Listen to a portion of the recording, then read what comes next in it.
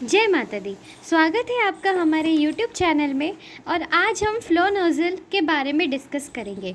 पिछले वीडियो में हमने ऑरिफिस मीटर, वेंचुरी मीटर और फ्लो नोज़ल तीनों के स्ट्रक्चरल डिफरेंस के बारे में बात की थी, तो आप वो वीडियो जाके देख के आ जाइए, तो आपको ये टॉपिक समझने में बहुत ईजी लगेगा। सो फ्लो नोज़ल क्या होता है? ये एक differential pressure type flow meter है। Differential pressure type flow meter मतलब कि इस फ्लो नोज़ल की मदद से आप डिफरेंशियल प्रेशर को कैलकुलेट करते हैं। डिफरेंशियल प्रेशर कैलकुलेट करने से आप फ्लो को ऑटोमेटिकली कैलकुलेट कर सकते हैं। ओके, सो इस फ्लो मीटर क्या होता है? फ्लो मीटर का मतलब होता है कि आपके पाइप में से कितना अमाउंट ऑफ फ्लूइड पास हुआ है पर यूनिट टाइम में।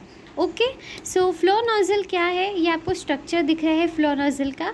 इस फ्लो नोज़ल में एक है converging section, smooth converging section plus small throat area. मतलब ये एक कन्वर्जिंग सेक्शन दिख रहा है आपको और एक स्मॉल थ्रोट एरिया दिख रहा है। ऑरिफिस प्लेट में क्या था कि कन्वर्जिंग सेक्शन नहीं था, केवल एक थ्रोट एरिया ही था, एक स्मॉल एरिया ही था, रेस्ट्रिक्शन था।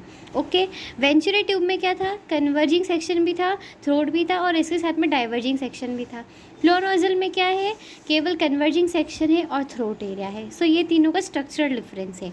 ओके, सो फ्लो नोज़ल में क्या होता है कि हमने पहले पढ़ चुके हैं कि जैसे ही एरिया डिक्रीज़ होता है, ओके, यहाँ पे आपको दिख रहा है कि एरिया डिक्रीज़ हो रहा है, तो एरिया डिक्रीज़ होने से क्या होता है कि फ्लूइड की वेलोसिटी इंक्रीज़ हो जाती है।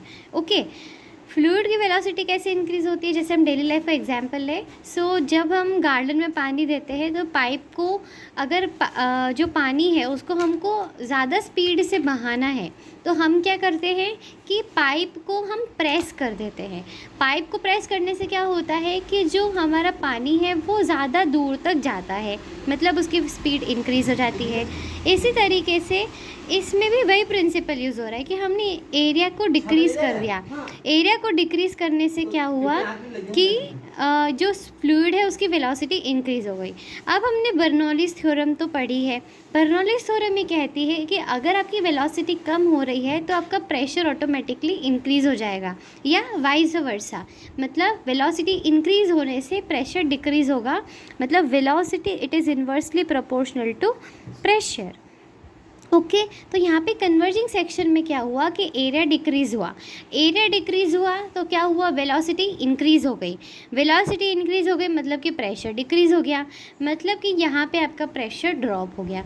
प्रेशर डिक्रीज़ होता गया, डिक्रीज़ होता गया, डिक्रीज़ होता गया, और एक ऐसा एरिया है जहाँ पे प्रेशर मिनिमम था और उस एरिया को हम बोलते हैं थ्रोट एरिया। थ्रोट एरिया में प्रेशर सबसे मिनिमम होता है। अब फ्लो नोज़ल से हमको क्या करना है? प्रेशर डिफरेंस को कैलकुलेट करना है। प्रेशर डिफरेंस कैसे कैलकुलेट करोगे? तो जहाँ पे मिनिमम प्रेशर है वहाँ पे आप एक ओपनिंग से या टैपिंग से आप प्रेशर लोगे, और जहाँ पे हाईएस्ट प्रेशर है मतलब फ्लो नोज़ल के पहले आप एक टैपिंग लोगे। दोनों को कंपेयर किया जाता है। यहाँ पे आप मैनोमीटर भी यूज़ कर सकते हैं, डिफरेंशियल प्रेशर ट्रांसमीटर का भी यूज़ कर सकते हैं। तो क्या होगा कि आपका डिफरेंशियल प्रेशर कैलकुलेट हो जाएगा। यदि आप डिफरेंशियल प्रेशर ट्रांसमीटर का यूज़ करते हैं तो वो जो डिफरेंशियल प्रेशर की जो भी वैल्यू है वो आपका डिफरेंशियल प्रेशर ट्रांसमीटर द्वारा 4 to 20 मिली एम्पियर सिग्नल में कन्वर्ट किया जाता है। वो 4 to 20 मिली एम्पियर का सिग्नल देन सेंड किया जाता है पीएलसी पे।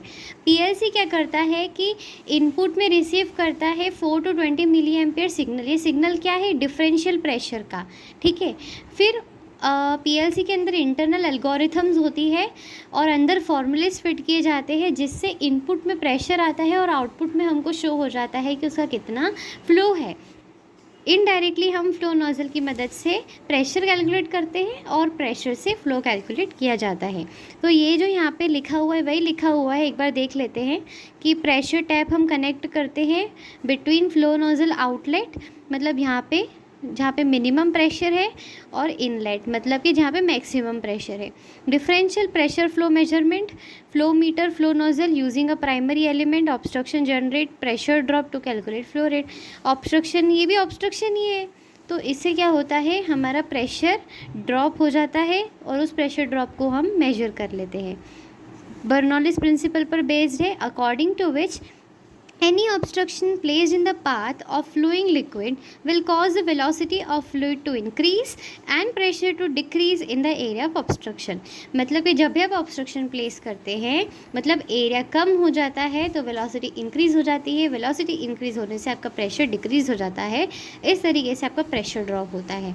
सो प्रेशर ड्रॉप जिससे रिकवर भी हमको यदि करना होता है प्रेशर, फ्लो नोजल से हमने मेजर तो कर लिया, लेकिन उसके बाद तो हमको प्रेशर वही के वही चाहिए जो हमको शुरू में चाहिए.